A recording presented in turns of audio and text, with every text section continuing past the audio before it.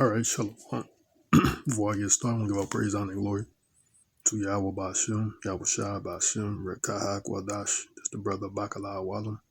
Here with another hopeful, edifying lesson to the elect body of Yahawah, bahasham, Yahawahshi.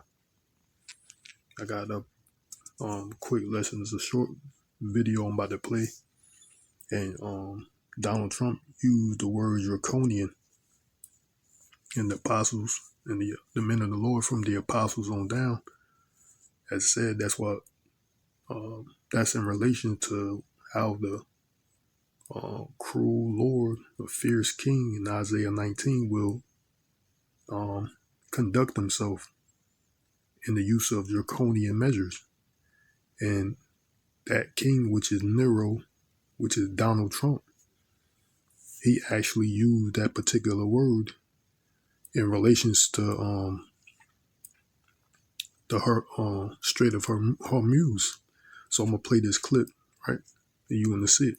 So, economic warfare on an unprecedented scale. US President Donald Trump. I'm gonna say this is fair use. United States Code, Chapter 17, subsection 107, Fair Use Act. This is for educational and entertainment purposes, right? Fair use for educational, commentary, entertainment purposes. Fair use. United States Code, Chapter 17, subsection 107.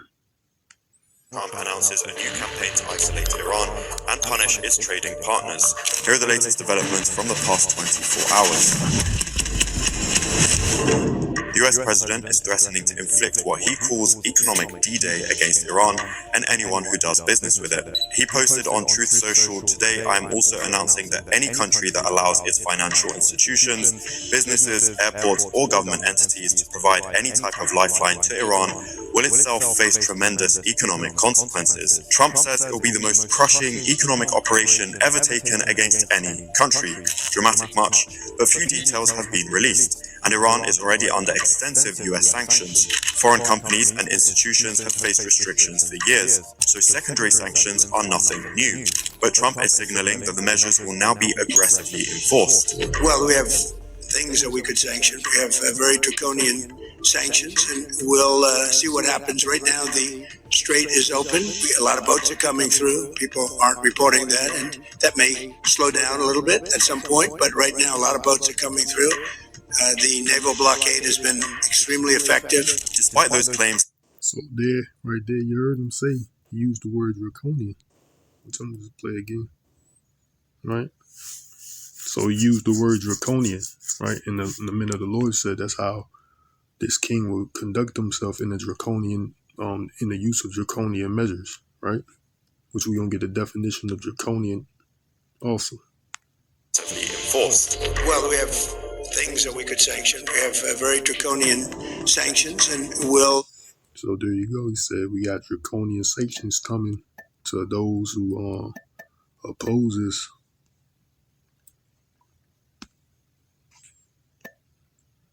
those who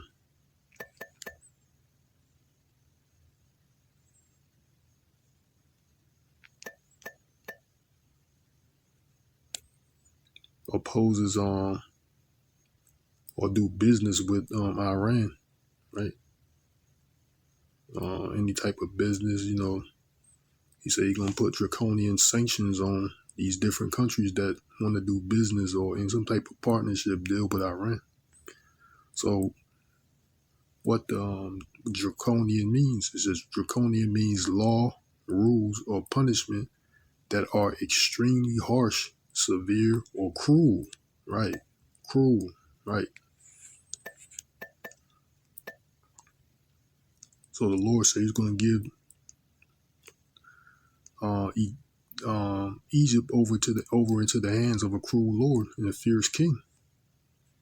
Right? I'm going to just read from the top, Isaiah 19 and 1. It says, the burden of the Lord. I'm going to read it out the NET, right? Isaiah 19 out the NET. Isaiah chapter 19 and 1. It says, hear a message about Egypt.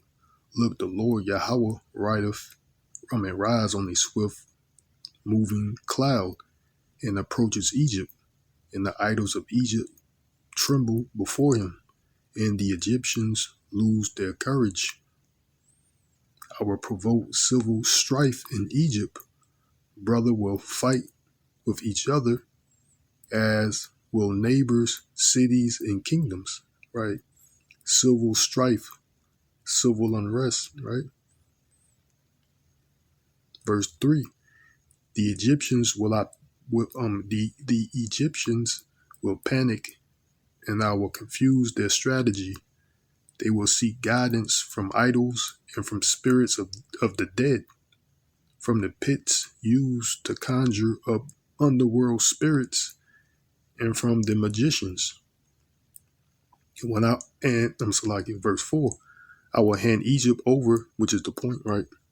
I will hand Egypt over to a harsh master, and a powerful king will rule over them.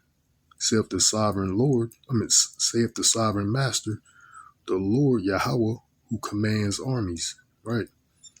So, yeah, a harsh master will rule over them. So let's read out the KJV, verse 4, right? It says, and the Egyptians will I give over into the hand of a cruel lord, and a fierce king shall rule over them, saith the Lord Yahawah of hosts, right? So a fierce lord, right? A cruel lord and a fierce king, which is the use of draconian measures. You heard him yourself say, current commander-in-chief, that cruel lord Nero, which is Donald Trump, used that exact words as cruel, severe, and cruel punishment, severe and cruel laws and rules, right?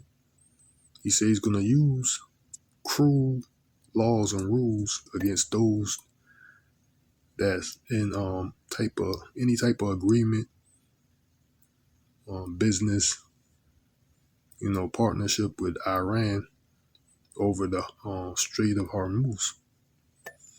So that's what it is right there, man. As the apostles and elders, said it from there. That's how this king would conduct himself. And they came out, and the head apostle, he came out and said that's who Isaiah chapter 19 is talking about, verse 4. He came out and blatantly said it, that is Trump, and he said strictly the word draconian.